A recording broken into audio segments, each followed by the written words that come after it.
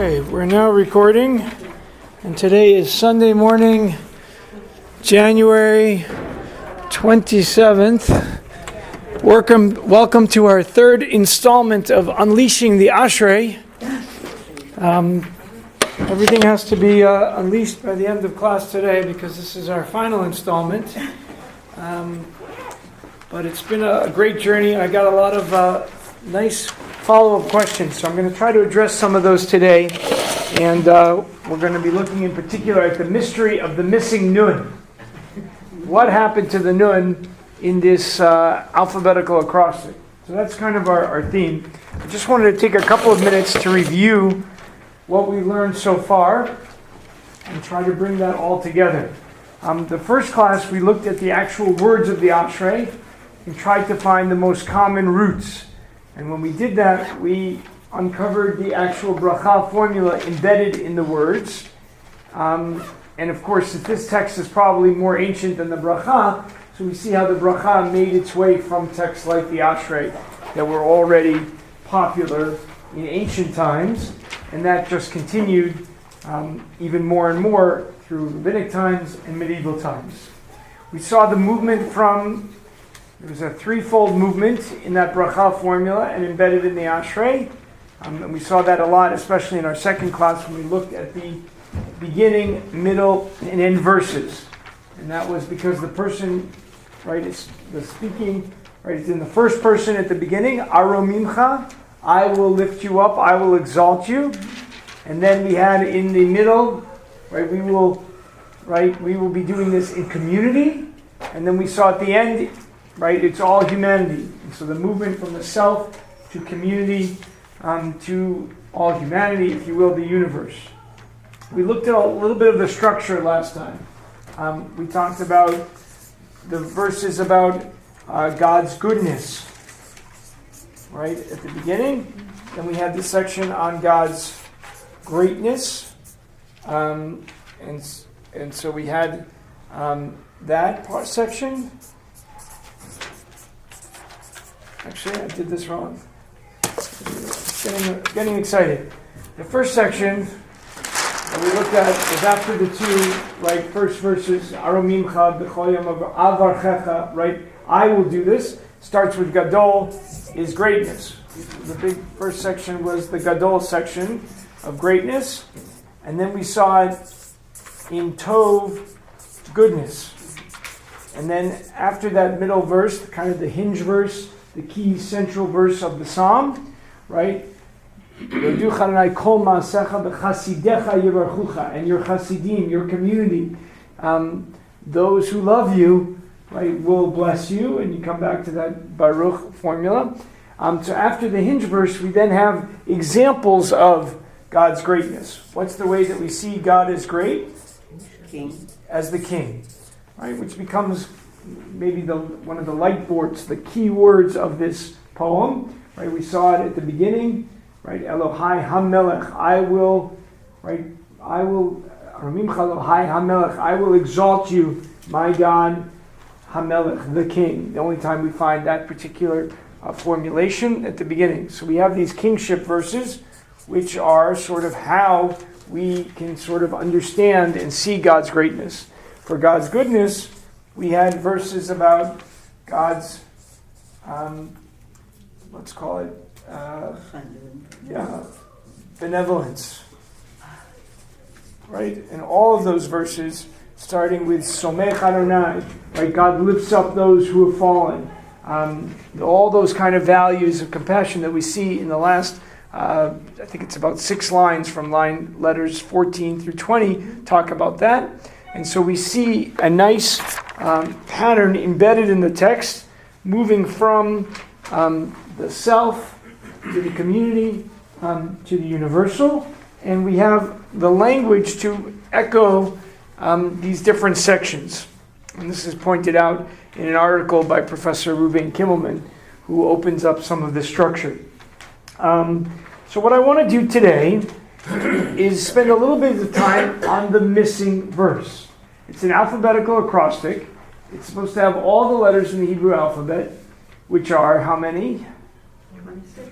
22. 26 in English and 22 in Hebrew.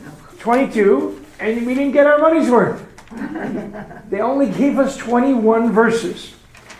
And so we're going to spend a little bit of time trying to figure out what went on with the new verse. How do we understand this? How do we explain it? And to do that, I want to spend a little bit of time with the sheet that I gave out. There's two sides to it. The first side is, and I took this from this great website called Safari. I don't know how many of you are familiar with it, but it's just an unbelievable resource. And instead of spending hours and hours like cutting and pasting text, people put up their own source sheets. So this rabbi, who I don't know, I have to confess, Benjamin Adler, he had the sources, which is lovely. I had to just add the Hebrew for the Dead Sea Scrolls, which I couldn't find on Safari. And after watching a video on YouTube about how to type in Hebrew in Windows 10, I figured out how to do it, and I typed it in there. All right, but this is where I took this from. And the first explanation of the Nun verse is what I was taught growing up. Maybe you were taught the same thing. Was anyone ever given an explanation of why the Nun verse is missing? Yeah, Marty, what were you taught?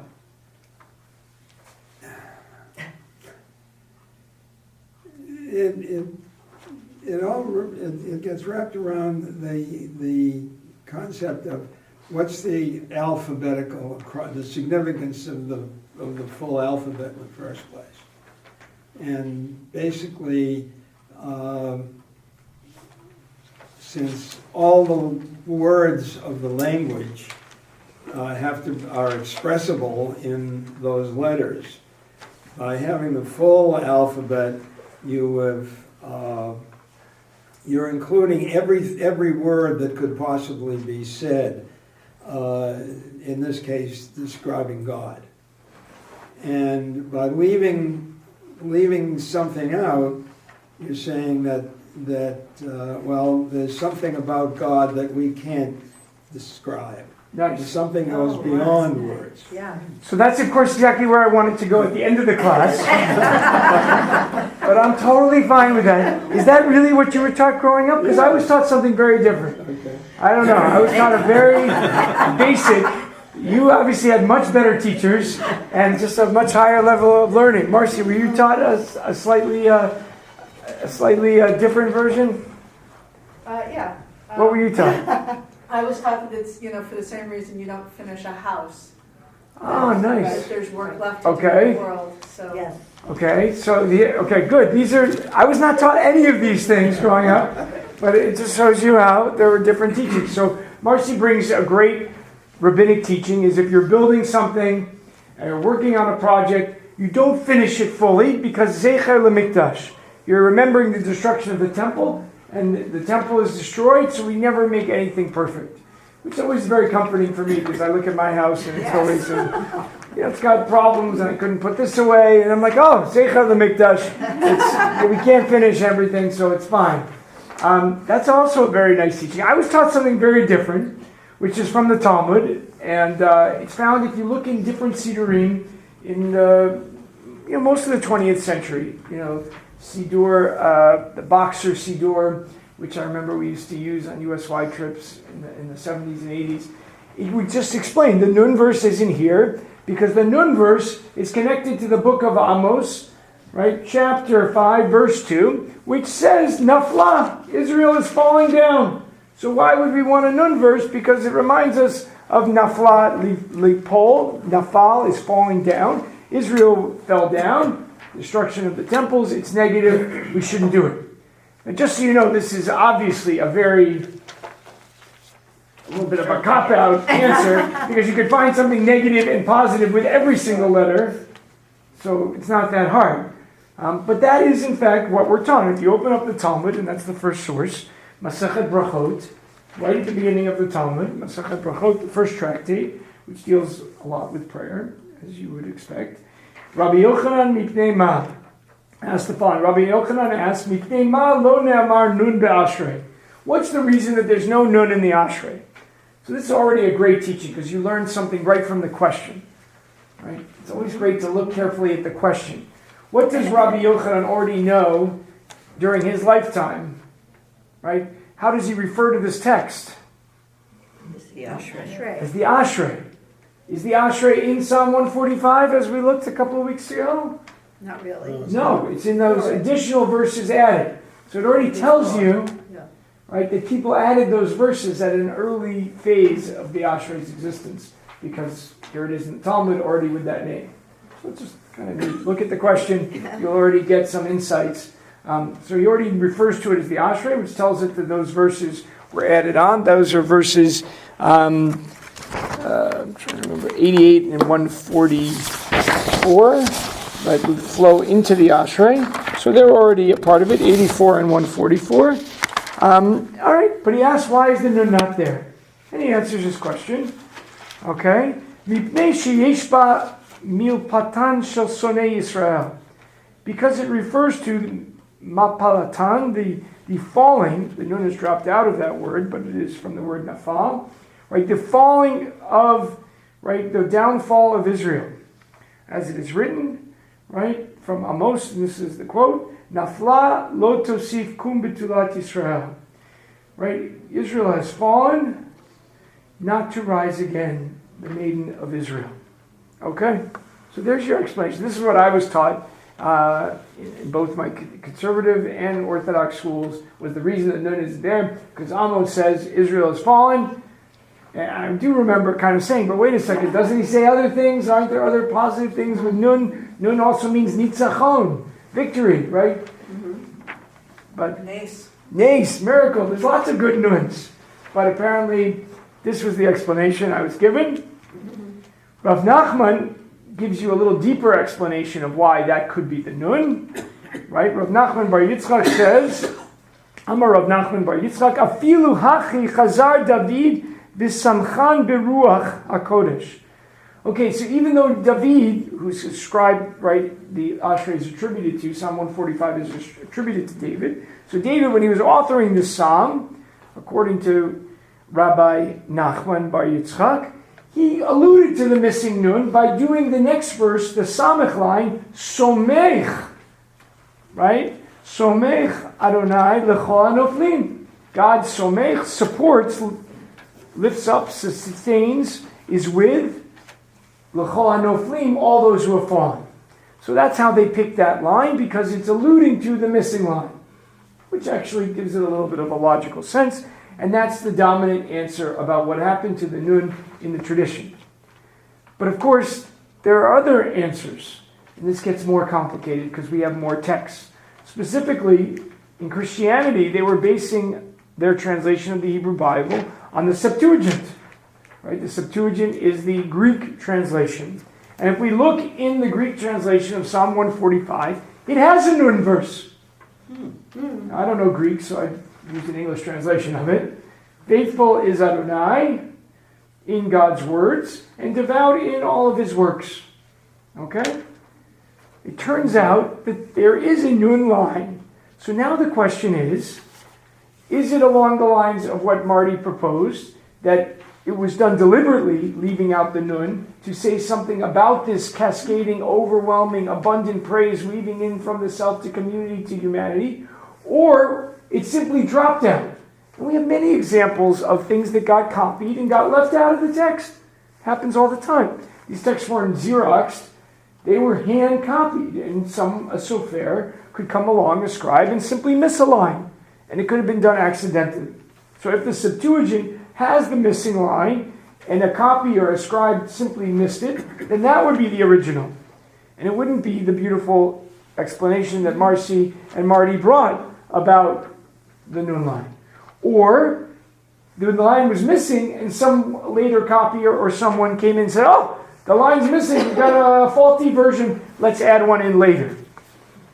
Okay, so that's the problem. Everyone understand the problem? Is the nun line intrinsic to the text, right? And was it the original version?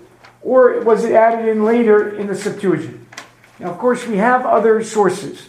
The greatest find, I think, in archaeological history, probably maybe in all of human history, right? The Dead Sea Scrolls.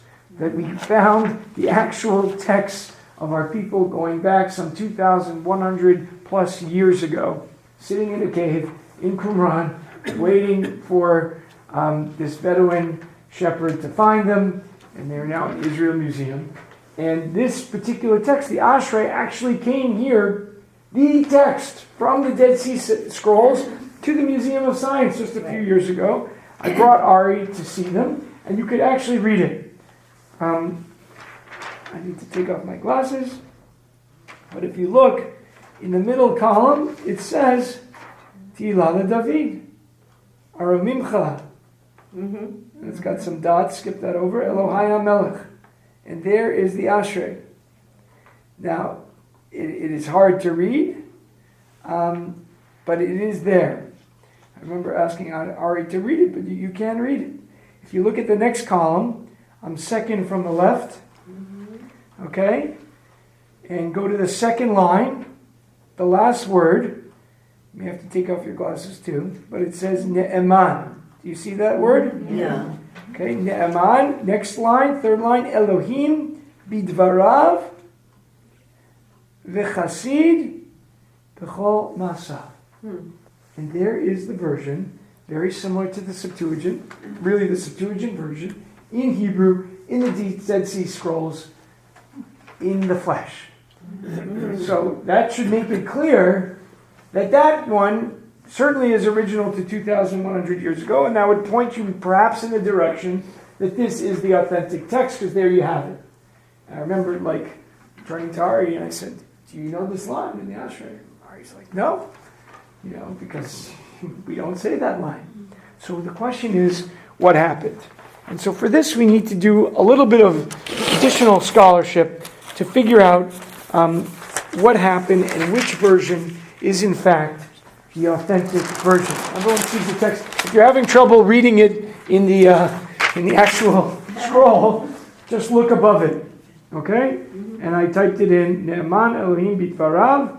All right, a few vowels didn't appear, but it's pretty hard to get Hebrew vowels, even after watching the YouTube video. B'chasid b'chol masav. Okay, that is the text. I just typed it in so you could see it more clearly. So the first thing is we have it in the Septuagint with a nun line. It's the same line we found in the Dead Sea Scroll. Okay, and the question is, which is the authentic line? And that is, in fact, the question we need to answer. So, what are our clues when we want to find layers of text in Judaism? What's the most common way that scholars of the Bible try to unpack the layers of text? There's pretty much one technique. People know it by its letters, J, P, E, and D. Oh, they're reference to God's name. Reference to God's names is our easiest methodology for looking at texts. Right? If you look at the beginning of the Torah and creation, you have one name for God, and you look at chapter 2, you have a different name for God. Of course, you have different stories about the creation of the world, and that helps people sort of unpack the layers, looking for the different names of God. What's the name of God used in the Ashrei? The dominant name of God. Right? So, well, let's take a look at our text. If we're ever forgetting it, then well, let's start. Okay, so in the first line you have Elohai, my God, but it's not using it for God's name. When it wants to refer to God in the Ashrei, what do you got? What? Adonai. Gadol Adonai. Right? Chanun v'rachum Adonai. Tov Adonai. Okay? Somech Adonai.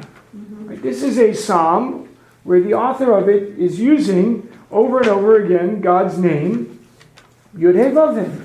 So this falls in the text itself in the Yud-Heh Vav-Heh camp. The only exception is the first line, but it's not referring to God's name. There, actually, the word that would be God's name is Hamelech, which is why we think that the Hamelech is so distinct, because it's not using Yud-Heh Vav-Heh, it's using Hamelech, and Elohai is functioning as an adjective. My God.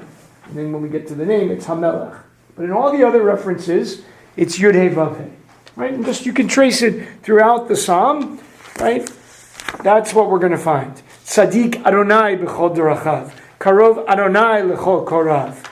right? Shomer Adonai, Tehillat Adonai, right? Over and over again, you've got all of these references of Yod Heh Vav Heh. What did we see in the Dead Sea sect? In the Dead Sea Scroll text, we see Elohim. All right, so your first clue that something is a little bit different here is that we have a different name for God. Okay, so we should acknowledge that. And by the way, I forgot to mention it's also the same version as in the Septuagint, the Dead Sea Scroll, and I forgot it's also in the Peshitta, in the Syriac version of the Tanakh, of the Hebrew Bible. Okay, so that's the first one. Now, what about the second phrase, Hasid b'chol ma'asav? Do you see that anywhere else in the psalm? Right, a few lines down, you have Tzaddik Adonai b'chol derachav v'chasid b'chol ma'asav. It's not just the exact same phrase, it's the whole second half of the verse is repeated. Now that doesn't happen anywhere in the Ashrei. You do have like phrases, L'olam va'ed, forever and ever, and they get repeated, but not with the verb and the subject and object. That's the only place. So that's again another little bit of a clue that something is a little fishy here. The other one is, you might know this phrase, Ne'eman b'chol dvarav. Does anyone ever hear chant Haftarah? Some people even beautifully chanted it yesterday. After the Haftarah, there are blessings. Right? And let's think of the blessing that we say after the Haftarah. It would be helpful if I had a Siddur, I could remember it more easily. Ne'eman.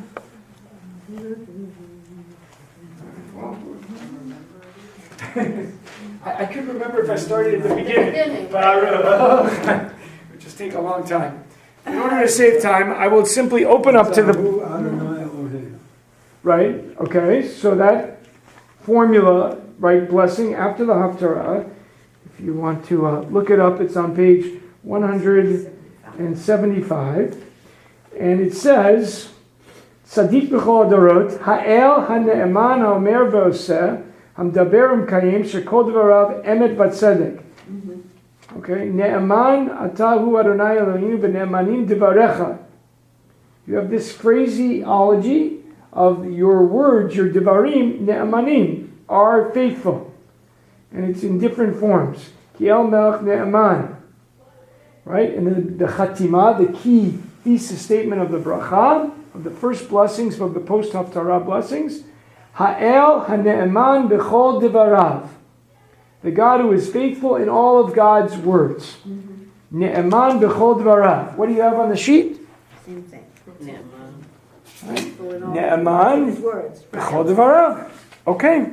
So that already starts to give us another clue. Right? We have a different name for God. We have a phrase that's used elsewhere in the poem that's repeated exactly the same, which we don't have. Usually we have building on phrases, but not a full subject, right, verb, or object formulation.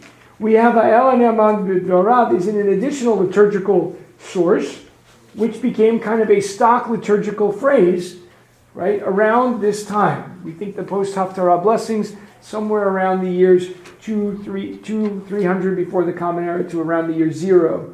Okay, so we're talking around the same time of the Dead Sea Scrolls. There's another problem that sort of points to issues with this verse, which is that it would change the whole frame of the psalm.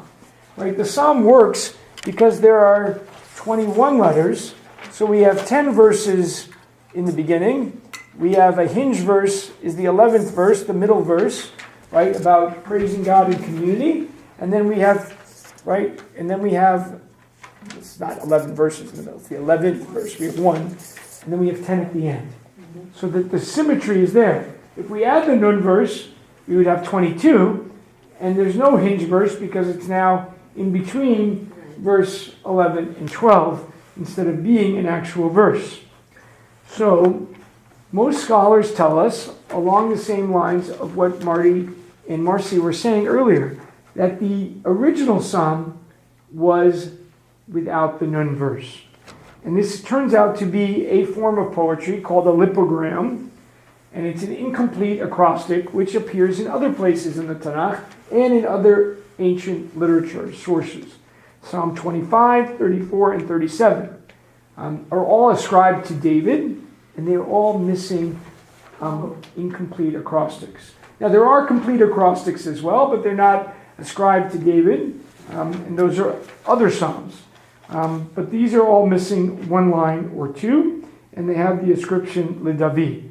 So the theory is that a scribe around this time, maybe a little bit earlier, but some point in the same time as the Haftorah blessings, was like, oh my God, I'm here working on the Ashrei, I got to finish this today, and then somehow this version I was handed is wrong, and we're going to use this scroll tonight at services, and he just wrote a verse to fill it in. Now, did a couple of things that were different, used Elohim instead of Adonai, used a phrase that he had found a few lines down, and a couple of other clues, but the theory is that this was added in by a scribe at that time. And the original author was trying to do something more along the lines of, say, I'm going to give you all these words, I'm going to embed all of this majesty and mystery, and just an abundance of praise, but in the end it's incomplete. Because when we're trying to relate to something that is beyond truly human comprehension, it will always fall short. And the author wanted to embed that notion in the text.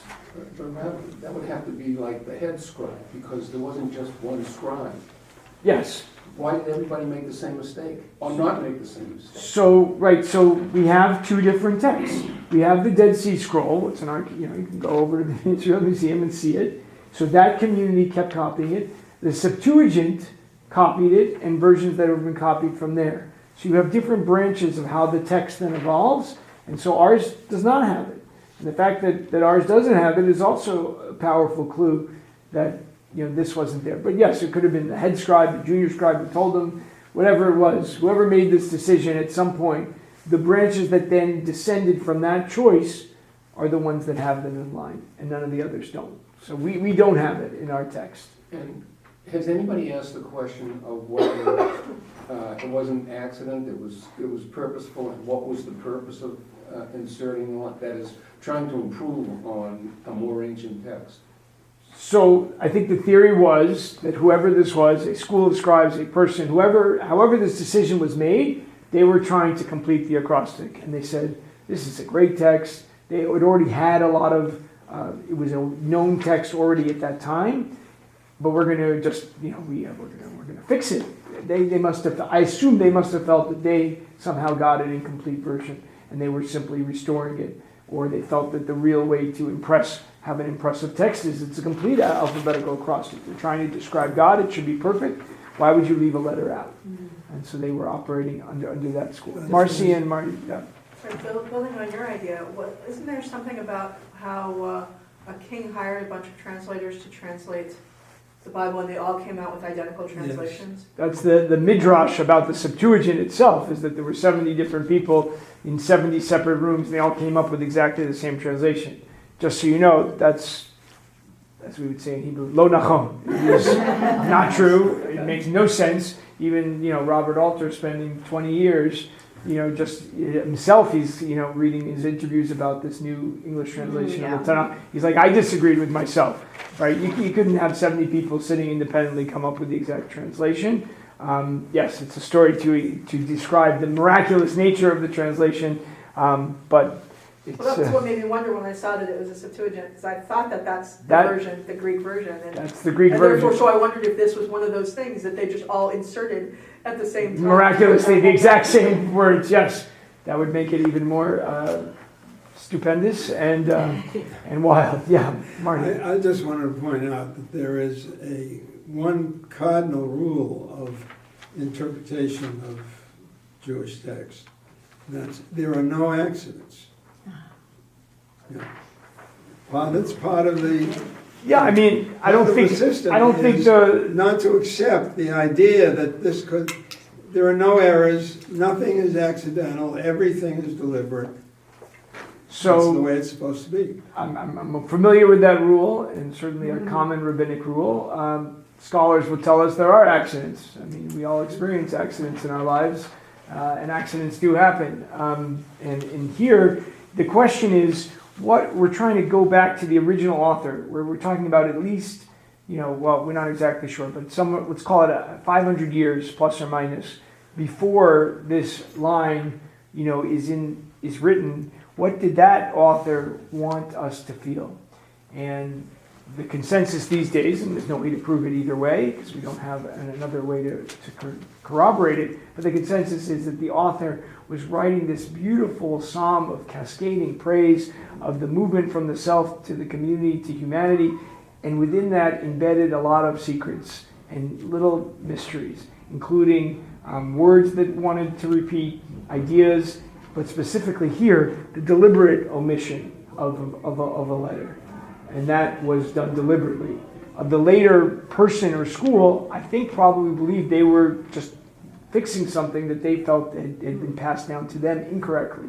So I give them the benefit of the doubt, and for them it wasn't an accident. It was simply trying to fix something that they thought was missing something. Yeah. Do you know whether the King James translation has the Nun verse in it or not? Does King James translation, someone who has a smartphone could check that and let us know. It should be Psalm 145, verse 13. It would be, right, see if you've got anything there, and we'll find that. It would be very interesting. We're missing. I think it has it because it's the descendant of the Septuagint version, right? That becomes the Christian version over time. It's true, but the stories that I don't know the history in detail, but the stories I've read was that the translators were well versed in not just the Greek but also the Hebrew. They worked very hard at their task. What they did, I don't know. I'm just curious. Yeah. So they it's funny. I was reading an interview about Robert Alter's, thank you, Donna, translation, and so he talked a little bit about the King James translation, the beauty of the English. But apparently they did make mistakes in Hebrew because they didn't know Hebrew as well as maybe would have. Yeah, I mean they weren't consulting with the people who were familiar with the original source. Yeah, like the Red Sea. Right. So in the King James they do not have the nun. Right. So it's Malchutcha Malchut Kol Olamim V'Mashaltecha B'Chol Dor V'Dor, and the next line is Somech Adonai L'Chol Hanoflim. So they do not have the nun. At least in that particular, I don't know where we found, but whatever it is. All right, let's do a couple more things to build on this and bring it all together for you, is what I want to do. So that is the consensus about what happened. We have no way of proving it, but I think it's a kind of a neat teaching in the way that Marty beautifully opened it up, and Marcy did, right? This is that the author actually intended it to be part of the original text. All right, now let's talk a little bit about the evidence of how this gets brought into our liturgy. The first thing that's really interesting is that it starts with the word Tehillah David, right? And in the Qumran version, and you have it here. I'm going to have to take off my glasses. I'll be getting those progressives after all. It says Tefillah David. I don't know if you can see it, but if you look very carefully at the beginning of the psalm, middle column, right, the second column from the right, it doesn't say Tehillah. Look at the second letter. It's a Fe. Okay, so it's Tefillah David. And what is the difference between a Tehillah and a Tefillah? Yeah, Donna. Tefillah is a prayer. Tehillah is like a supplication song. Okay, right? It has that word halal, right? A praise, a singing, a song. Whereas a tefillah has a different kind of more introspective, a deeper sense.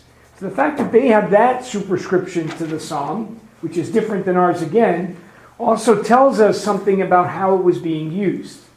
Because a tehillah is a poem, but a tefillah now has entered into the liturgical regular canon of what was being used in their davening.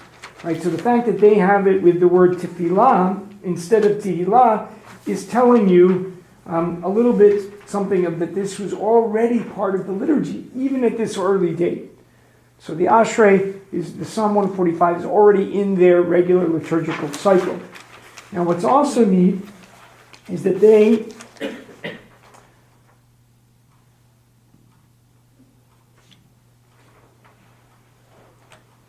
they have this phrase that keeps repeating.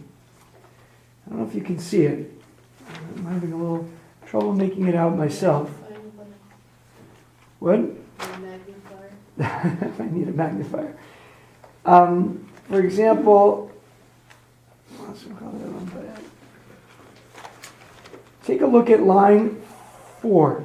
Can you guys skip down to line 4? In that Which paragraph? column? Yeah, the second from the right in the beginning of the psalm, line 4. Baruch, and then it's got weird letters, which are hard to read, and then you see a Baruch that the scribe missed and wrote above the line. Uvaruch Shemo Leolam Va'ed. Okay? And if you skip down, that appears again. Baruch, God's name, Uvaruch Shemo Leolam Va'ed. If you go down 2 more lines, Baruch Shemo Leolam Va'ed.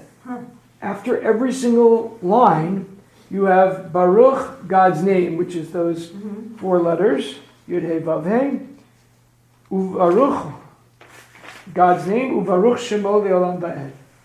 Now this is a practice that's still with us, thousands of years later. What's this practice? Oh, when you start a bracha, Right, think of the repetition of the Amidah. If the Shaliach Tzibur, the prayer leader, is saying, Baruch Atah, God's name, then we all say, Baruch Hu, Baruch Shema. And you're like, where does that come from?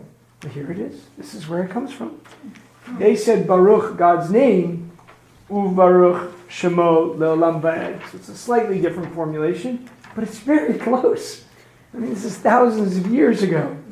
They would respond, the communal affirmation to texts, one of the affirmations was Baruch Adonai, God's name, Uvaruch Shemo Leolam Va'ed. Blessed is God's name, blessed is Adonai, in God's name, forever and ever.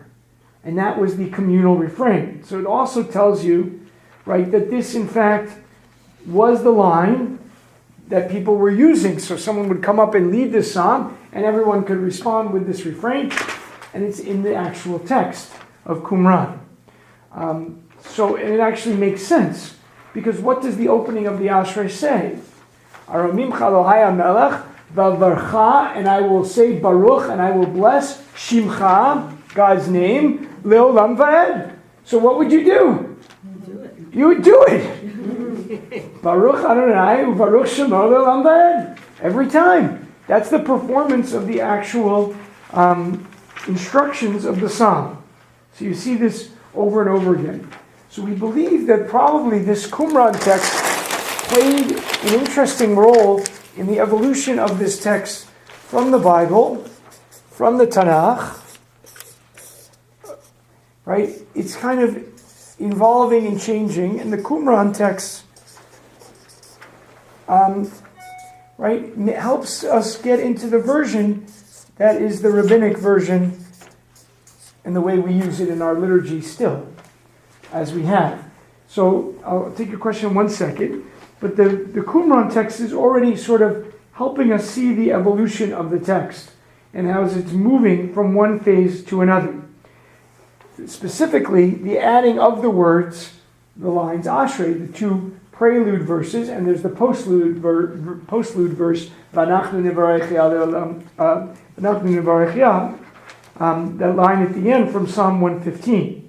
So all of those then serve a very helpful purpose. The introductory lines bring out this sense of happy are those who gather, and I'm going to talk a little bit more about what that was trying to frame. And the rabbinic, right, adding these verses before and after help us flow the psalm into the next series of psalms. How does Psalm 146 begin? Right, with the words, Hallelujah, Halin Nafshi et Adonai. So by adding this psalm, this verse from 115, V'anachnu nivarech mi'ata v'ad olam, Hallelujah, they both picked up on this mi'ata v'ad olam, forever and ever phrase, which was in the repeating as we see in the Qumran text. And they got a hallelujah at the end as a bonus, so you could just take your hallelujah and keep running right through the last psalms.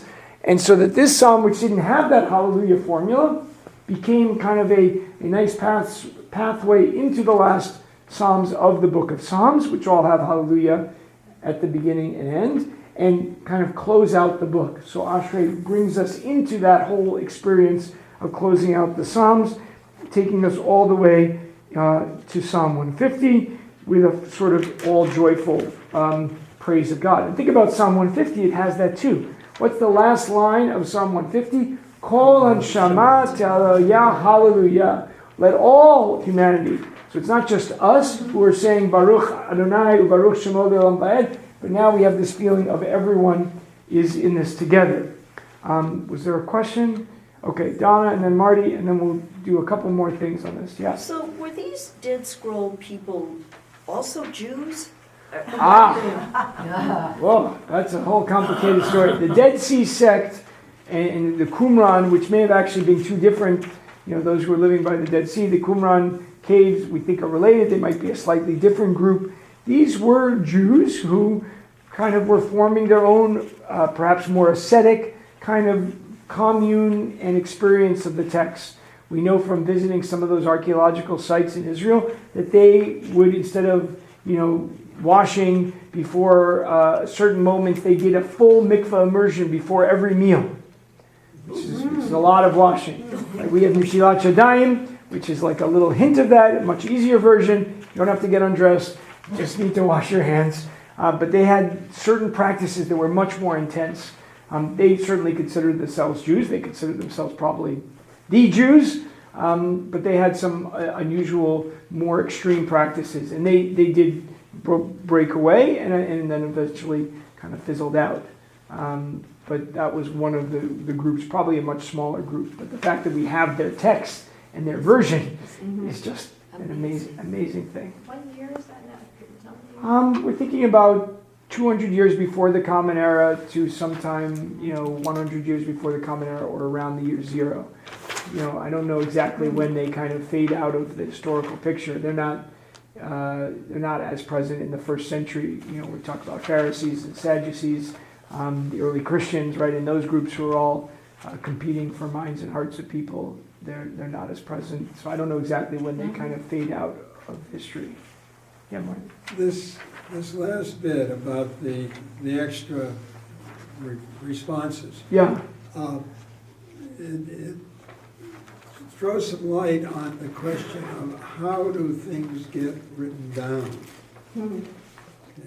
Basically, to record what people are saying, rather than to what we normally think of today is somebody sits there with pen and paper or a typewriter or whatever and composes in their mind and then puts it down on paper so other people can read it. In this case, I think in the more ancient form, again, it's to record what's being said. And if that's the way it was said, They wrote it down. Liturgically, Right. Then they wrote it down and we come up with these different versions of... So you're touching on a really interesting topic, which I wanted to do more research on, and I haven't had the chance. But, right, if you look at our Siddur, it doesn't ever say that. It doesn't say you should say Baruch, right? Baruch Shemo, Baruch Hu, Baruch Shemo. It never says in our Siddur. It's not in the Siddur. But we all know that practice simply by osmosis. Right, we just know it. You just feel it. You don't think about it. It's just an automatic response. So which versions recorded that and which didn't is an interesting, just kind of thinking through. Here, the scribe of the Dead Sea Scroll did. It may have been the practice in other Jewish communities beside the Dead Sea sect, but it wasn't recorded in their versions, right? And we don't have those texts. They simply knew it by osmosis, or they didn't do it, or they did it somehow differently. And we don't know. Because if you don't record it, then you don't know. Yeah, I saw a few other people. Rose, and then we'll jump around. I was wondering if this scroll is a script that the leader uses to know what to say, as opposed to a version of the Bible.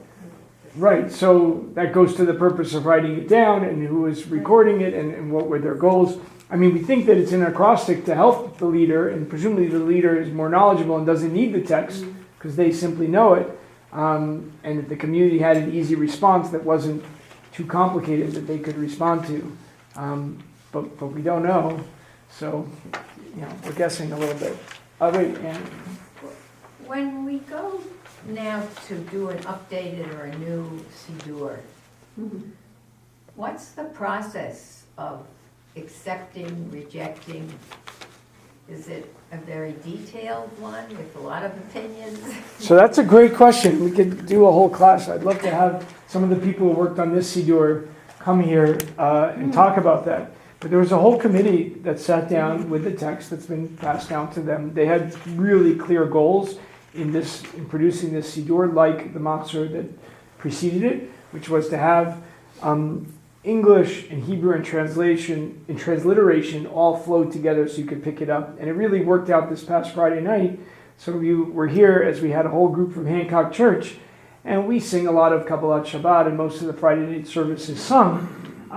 But we could just pick up, because the lines were the same, and the guideposts were the same in the Hebrew, the English, and the transliteration.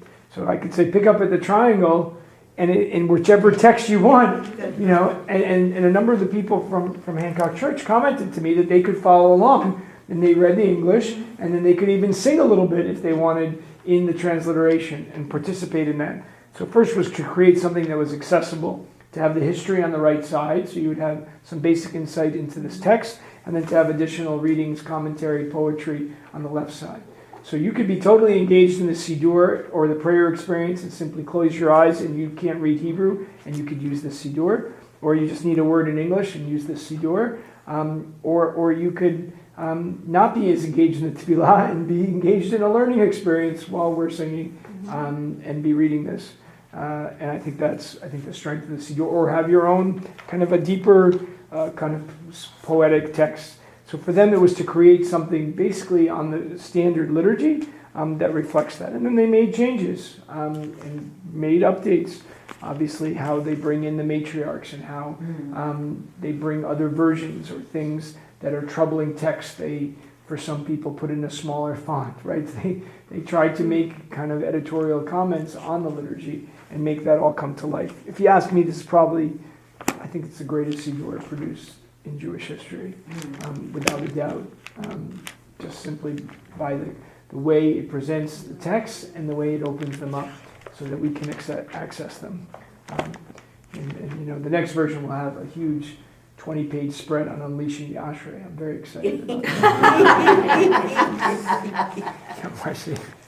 So in the NIV version, they do have the second part of line 13 and a note. One manuscript in the Masoretic text, Dead Sea Scrolls, and the Syriac, see also Septuagint. Most manuscripts do not have the last two lines of verse 13. There you go. Well, they've explained it. So it's interesting that King James version did not, use it, or at least in the one that we just saw. I checked on this one too. Doesn't have it. Doesn't. Interesting. So they went back and used clearly one of the Hebrew texts or one of the manuscripts that they were working off of. But many of the Christian Bibles, if you look at other ones, I know I've seen it in a bunch of places based on Septuagint, Syriac version, and etc. Too bad they didn't fully appreciate the people who gave them the source. It took them a little bit of time, but today I would say that has changed. Did take a little bit too long, but it did change. And we're grateful for the change. I'm saying this coming off of having eaten my kosher dinner in church last night, which was a great joy. All right, I want to do a couple of other things that we didn't get to quite yet, which is a little bit of the movement in the blessings formula. We talked about, right, Baruch Atah, Adonai Eloheinu, Melech HaOlam. We saw how it lines up with the Shema, and we saw how it lines up with the verses and words of the Ashrei. And so, right, the Ashrei, as it develops, is clearly a core piece of liturgy, in the same way that the Shema becomes known. So by the time the Mishnah rolls around, they don't have to give you an intro to the Shema. They just start, the whole Mishnah opens with Mei Matai Korin, right, at the Shema. They just, when do we start saying the Shema? In the evenings. They don't have to explain what is the Shema, why we do it. That's a given. And the same thing with the Ashrei had evolved to the point where people just understood it and appreciated it. And I want to place it in where it fits in the service. What does the Ashrei do in its places in the service? Right, there are 3 times we have the Ashrei. And what are they, for starters? In Morning. We have in the morning, as part of Pesukei de Zimra, really forming the introduction to this whole section of Psalms. We have it at the end of Shacharit, forming, though, as the introduction to the closing of Shacharit. And we have it as an introduction in the Mincha service. As a matter of fact, it's the whole warm-up, really, because Mincha is really just the Amida. On Shabbat, we add a Torah reading. But the core of Mincha is really just a pause in your day, say the Amida. And they wanted a little warm-up. And, of course, they chose the Ashrei. So the Ashrei really becomes this psalm of how great it is to be in shul. Because once its prelude verses were added, it's Ashrei Yoshvei Veitecha. Happy are those who sit in your house. And we're all sitting in your house. And here we are. And so, I like to smile. And I always joke with my students if you're having trouble smiling, right? Smile, sit down, come in and say the Ashrei. What's our other introductory prayer that we sometimes use when we come into shul? Matovu. Now I want you to look carefully at the words. Matovu ohalecha. How good are your tents, right? Ashrei yoshvei veitecha. How happy are those who come to sit in your house, your tent, your dwelling place, right? So you see a little bit of the parallel language. And in the medieval period, both of these texts are associated with how you come in and introduce yourself. As a matter of fact, they came up with a practice of, right, say Matovu as you walk into shul, and then when you sit down, say the line Ashrei Yoshvei Veitecha, because now you're sitting. Okay, so to give you a little intro line to both, and to help you appreciate both of these moments in shul became part of it. So let's try to weave it all together now that we have, I think, enough of the building blocks to see how the whole psalm fits and to see this whole movement. All right, we've got our introductory lines. Ashrei Yoshvei Veitecha, Od Yalu Chasela, Ashrei Ha'am Shekachalo, Ashrei Ha'am Shadonai Elohav. Right, so we've got our 3 times repetition of Ashrei right at the beginning, and then we have the actual psalm with Aromimcha. Right, Elohai HaMelech. Oops, I'm switching between script and print. Okay, right, and so we have these lines to help us come into the text, and then, right, we are now ready to do this. I will praise the King. And think of the response then, right? Baruch Adonai uvaruch hu leolam vahed. Right, you keep saying that over and over again, and you get into a little bit of a mantra with the text, and then you get into this cascading praise with the words you saw repeating, cold, over and over again. The embedded bracha formula, and then we get into the sections that we talked about. For example, take a section like beginning with line 7, for example, just to see this in action and see how they all weave together. You're looking at the Ashrei from one of the previous week's sheets, right? Zecher Rav Tuvacha Yabiu. Okay, may the remembrance, okay, of your goodness, everyone can turn to that. V'tzikarcha yiranenu, and your righteousness they will joyfully express. So we have this line 7a, and then we watch how it gets picked up. Okay, Chanun v'rachum Adonai erech apayim ugdal chased. Right, God is Chanun v'rachum. God is full of compassion, of chen, grace. Right, so we see how that goodness gets acted out. And then Tov Adonai lakol, God is good to all. V'rachamav al kol ma'asav. Right, so we see how these phrases get picked up and developed. One of the things that Professor Kimmelman notes is that there's a little bit of internal structure even within the lines. We're breaking up some of the lines to see how it repeats back and forth. Right, it tells you what I'm going to do, and then it does it. Right, okay, let's do that. Let's bless God forever and ever. How is God good? Oh, God is filled with mercy and compassion. So it sort of tells you what the psalmist is asking you to participate in, and then does it, and then doing it. So there's a lot of this performance of the actual praise, and that tells us how it was used liturgically, even at this most ancient, phase of the psalm. Once it gets placed in this package of the verses before and after with the Ashrei and its final verse, you get to see how it's moved from a biblical text, right? A little bit of the development in Qumran we saw, both with what we think was the additional verse that was added, the fact that it moves from Tehillah to Tefillah, and the refrain all come into this phase. And finally, by rabbinic times, the introductory 2 verses and the closing verse all get woven together. Now let's look at that closing verse to bring it all together. It's pretty straightforward. We have the tough line, right? May the Tehillah, which also forms a nice bookends, right, with the opening of Tehillah David. So you have the same structure. It's the same 2 words, Tehillat Adonai. I will now speak it. I have just spoken it.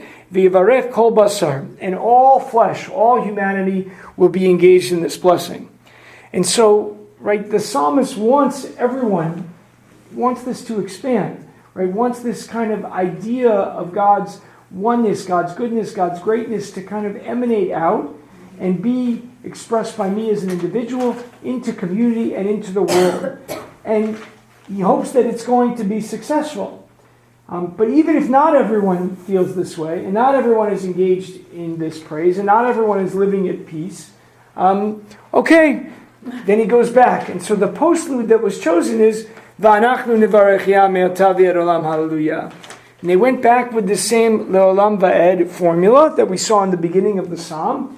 And it's to teach us that, all right, we as a community are going to continue to do this. I think this speaks to the way Jewish communities saw themselves for much of the Middle Ages when these verses got added, that they were a little bit isolated. And even as their hope was to be an Or LaGoyim and to spread messages, and the truth is that did happen through Christianity and Islam, the basic ideas of Judaism did make their way, but I think if you were a Jew in much of the Middle Ages, you felt that isolation, certainly felt oftentimes a lot of hate and a lot of the experience of being the other. And so to come back to V'anachnu nevarech ya, but we will keep going from now and forever, right, was a very helpful ending to support the community in saying, well, maybe not everyone is doing this now. We're not yet at a more peaceful phase of human existence, but we're going to keep going, and we're going to keep working at it. And it was to make sure that the community, the Hasidim, if you will, the Jewish people, would not give up, I think, a sense of hope that we are going to continue to work to bring God and God's teachings into this world. And that section that's right before, this last section of God's benevolence, right, that section of the verses from Shomech Adonai L'chol Hanoflim, we lift up all of those who have fallen, all the way until the Shomer line. This section of God's benevolence is a reminder that when we talk about God, it shouldn't just be an exercise in dwelling and contemplating the heavens, right? It shouldn't just be like, oh, God's lifting up the fallen. But the whole point of, I think, tefillah is how it can change your life and change the way you act in this world. And so all of these instructions to lift up the fallen were understood by our rabbis, right, to be instructions for us. Right? We were supposed to be engaged in imitatio Dei, in imitating God's behavior. And just as God clothes the naked, you should clothe the naked, as the Talmud teaches. Just as God buries the dead, you should go and bury the dead. Right? And on and on and on. Right? This model of these acts of God's benevolence are not supposed to be out there so we just simply are inspired, like looking out on this beautiful window and the trees and the sky, which is inspiring and is all of that. But ultimately, the liturgy is also to take us and to move us so that when we get out of our Yoshvei Veitecha, dwelling in God's house, we become partners in all of these actions, right? That we are bringing a sense of tzedek and justice, that we are, right, going to be called to the karov l'chol korav, close to those who need us. And so specifically, is that a ding of some kind? Oh, maybe this on my phone. Who knows? So that brings us to one of the lines that the rabbis then really poured their focus in on, which was the pay line. And I wanted to make sure we end with this pay line, because many different customs come out of the pay line. I gave you a little fun interpretive translation here. God's open hand provides food for all. The pay line, poteach et yadecha umaspia lechol chai ratzon. Right? In the traditional, in the Ashrei, you open up your hand, umaspia, and sustain, satisfy. Sova is enough. You provide enough lechol chai ratzon, to all the living need, all the needs of every living creature. And that teaching became kind of a key tzedek one. And if you look in the Shulchan Aruch, they talk about that line. If you look in other halachic sources, as the tradition develops, they really focus in on the pay line. And different customs developed of how intently we're supposed to pour in our energy into that line. One is the Sephardic custom of opening your hands, and a lot of people like that custom. Open your hands as you say that line, with the intent that you were thinking about how are you going to open your hands and feed those who are hungry. Very concrete, kind of tachlis oriented. Our traditions like say it, go and do it. Say it, do it. Say it, do it. And the Ashkenazi custom is poteach et yadecha, touch the tefillin of your arm. Right? How are you going to be engaged in mitzvot in a concrete way? Umaspia lechol chai ratzon, touch the tefillin of your head. Right? And actually think about that and have it change your way of thinking and being in the world. And so the rabbis, and then later our medieval ancestors, developed these customs, I think, to really concretize the recitation of the Ashrei. And they said, if you don't have kavanah for that verse of the Ashrei, go do it again. Right? They really wanted us to focus in on that line and to be thinking about how we can engage in tzedek. And when you say it in the morning, it really becomes a helpful kavanah, and the actions for me are really what lock it in. Because then I'm thinking about, okay, what can I do today to be involved in chesed and tzedek? And I was just thinking about this davening with the kids this morning. We did with our 7th graders a little more spiritual shachari, and we went around and the kids, said the Ashrei, and took turns, leading a verse. And we got to Poteach. It's about, I was immediately struck by what am I doing today that's going to fulfill some of the ideals and themes of the Ashrei and make it part of my day. And so the Ashrei really evolved over time to become, I think, if we go back to what we think is the author's original intent, this unbelievable cascading praise that's incomplete because we can't reach it. And then became a little bit about happiness as you come into shul and being in community. But ultimately, davening is about going beyond yourself and about reaching beyond yourself, whether it's for a sense of spirituality, whether it's for God's presence, or whether it's simply to be in minyan and community with others. But it then sets up the intention for how you are going to spend your day, hopefully being God's hands in this world and bringing out the teachings of our tradition, right? The basic values that we talk about every day, tzedek, right? Righteousness, mishpat, justice, chesed, loving kindness, and rachamim, compassion. How can we live those? And it's hard because we might say, I'm going to do good stuff today, but then inevitably we slip off of that, and you get sidetracked, and you get a flat tire in the middle of the Sumner Tunnel, as I did on Thursday night, and something happens, and you're just, it just knocks you off your game. And the Ashrei is like, okay, we'll get you back on track.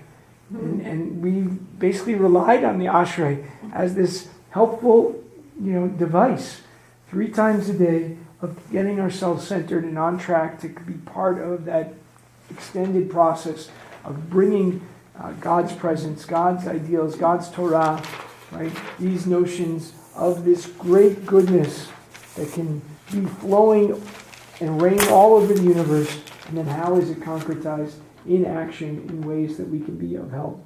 And so I think that as I look at the Ashrei and look at the verses added on, to be happy and celebrate with this knowledge that we can be engaged in this kind of a life and that we can bring it out into the world. And I think the last line becomes very helpful then, right? Because it's not going to be always like the tough line and everyone's going to be great and everyone's going to like take care of it, and everyone's trying to build a world for peace, and people are going to all get along. Not going to happen, right? But don't give up. And so the psalm ends, but we're going to keep at it. We're not going to give up. And I know for many of us, there are times in life where we're dealing with personal things that are stressful. We're dealing with communal things or things simply occurring in the greater world that are overwhelming and hard. And Judaism is maybe one of our greatest teaching, even better than the week, which was a great teaching. So don't get me wrong, that was a good one too. But it is the sense of tikva and hope, right? That at the core, we're always keep at it and we don't give up.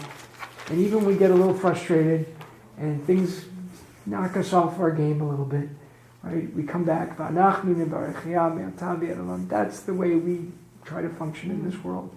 And we come back to the sense of goodness and praise and blessing and finding that in our own lives, using it for ourselves, and making sure that we're finding the opportunities to have it radiate outward.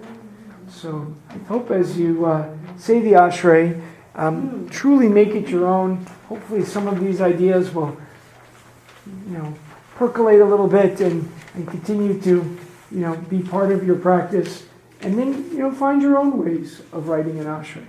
Take the alphabet and write your own Ashrei. I found this one on the back of your pages, an interpretive translation, and I thought it really gets to some of the feeling. I liked how this version sort of just brought us into the feeling of the basic of each line. What is the feeling, right? And I thought we'd close. I just was going to read this. People who feel close to God have great happiness. Every day gives me a new reason to feel blessed and happy. The vastness of God's creation is mind-boggling. One generation teaches the other about the mystery of existence. I notice the beauty of your works and I want to talk about it. I feel agitated by the wonder of it all. It helps me to express myself in words. Your fairness makes me happy. God puts up with our weaknesses and shortcomings. God's blessings nourish and sustain everything. We sense what we receive from you and feel moved to give it back. Your power is obvious throughout creation. We remind each other that it is your power we see in creation. Natural laws govern all space and all time. God provides support for all of our weak moments. Every living thing relies on the oneness for all its needs. God's open hand provides food for all. Things turn out fairly in the end. God is present in every moment for those who seek. God is a partner with people who are willing to do good work. People who work for the good feel God's protection and partnership. And finally, tough, is left out, so you can create your own tough. And think about what you want to end with. But I hope that Ashrei becomes a different kind of experience when you see it in shul now or wherever you are, as a real thoughtful and intentional psalm by an unknown author thousands of years ago. And then, like all of our great texts, it is a living Torah. It is alive. And so the way that different generations ran with it, added to it, tried to maybe add a nun verse, which may have not been intrinsic to it, but they were all, I think, in the hopes of trying to bring us to a place of greater kavanah, of greater feeling, of greater intentionality, and ultimately to make us partners in bringing God's greatness, goodness, teaching, reign into the world in a very concrete level. So thank you all for going on this journey. And I'll look forward to continuing our learning in the future. And Marilyn has a final question, so let's bring it into play. In reading it and discussing it and learning about it, what struck me is that while it's praising God, it's very people-oriented prayer. Right. And that line that was taken out doesn't refer to people. Interesting. Yeah. So It was almost as if it was written by a social worker. So I don't know who wrote it. They may have been kind of an early career social worker in an earlier iteration. But clearly, I think the author really wanted us to be in relationship with other people. And you see that in the movement, and in the ways that the lines got added on. And that movement, because the author started with, I romimcha, I will do this. But they quickly realized that I can't do this alone. Mhm. And so they turned into what the Ashrei is and turned to those concepts. So I hope this, even though many of you, I think, have recited the Ashrei many times, or seen it many times, I hope this opened it up in a new way and added to your appreciation and excitement about the text. And I hope you continue your learning and keep digging deep. Thank you all. Well,